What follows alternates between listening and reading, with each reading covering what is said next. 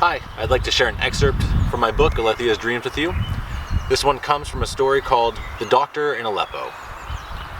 In a sudden flash, my eyes were distracted and lured away from the tender pages of my book by the glinting sun as it reflected off the surface of an approaching wave. It seemed then like nothing could stop the tides from rolling in toward the sandy shoreline. It was the beginning of summer, and everyone was at the beach.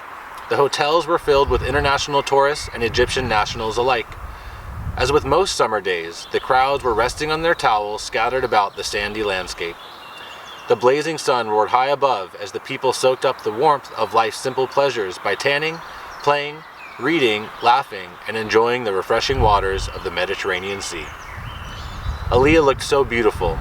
At that very moment, she was peering deep into my soul from behind her luscious, wild, wind-blown hair. It was in those micro moments, as her hair was tossed about by the winds of change, leaving tiny splintered gaps in coverage, that I too caught glimpses of her soul through the portal of her wide brown eyes.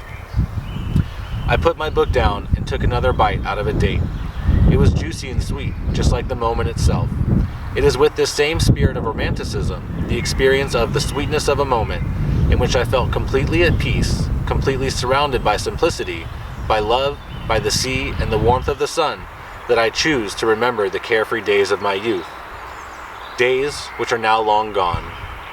These memories flow back into my mind from time to time, yet now their instances are not quite as numerous as are the constant flashes, whose streaking remnants I hear.